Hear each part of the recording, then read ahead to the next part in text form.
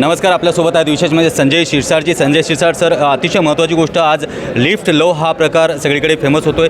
काय म्हणताय तुम्ही की आज उद्धव ठाकरे आणि देवेंद्र फडणवीस एकाच लिफ्टमधून गेले आणि त्यांच्यातली कटुता कमी झाली असं वाटतं का तुम्हाला?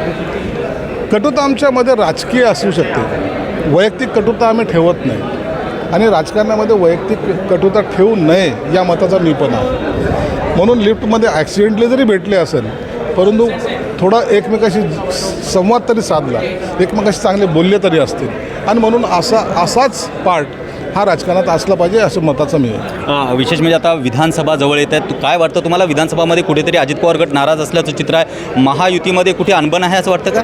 महायुतीमध्ये काय अनुभव नाही. तुम्ही एखाद्या कार्यकर्त्याने किंवा कुणी काही स्टेटमेंट दिलं त्याला सिरियस घेऊ नका.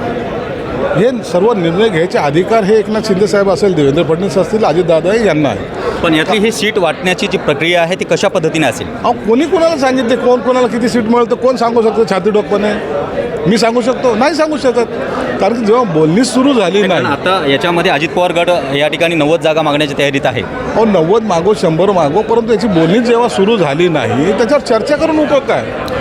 आज आपल्यासोबत विशेष म्हणजे या ठिकाणी संजय शिरसाट होते, शिंदे गटाचे जे या ठिकाणचे आमदार आहेत. विशेष म्हणजे आज त्यांनी स्पष्ट केलेलं आहे की कटुता हे राजकारणात नसतं. आज जरी देवेंद्र फडणवीस आणि उद्धव ठाकरे एका लिफ्टमध्ये आले तरी त्या ठिकाणी त्यांच्यातली कटुता थोडीशी कमी झाली असं वाटतं आणि त्यांनी सांगितलं हे चांगलं आहे, उलट जनतेसाठी ही खूप चांगली गोष्ट आहे असं त्यांनी या ठिकाणी सांगितलेलं आहे.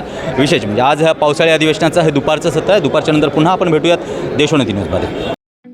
ठळक घडामोडींसाठी देशोन्नती न्यूज चॅनलला सबस्क्राईब करा आणि बेल आयकॉन प्रेस करा. मुंबई, पुणे, नागपूर, मराठवाडा असो का विदर्भ, राजकीय, सामाजिक, शैक्षणिक क्षेत्र असो का क्रीडा, सर्वच घडामोडीचे विश्लेषण पाहायला विसरू नका. फक्त देशोन्नती न्यूजवर.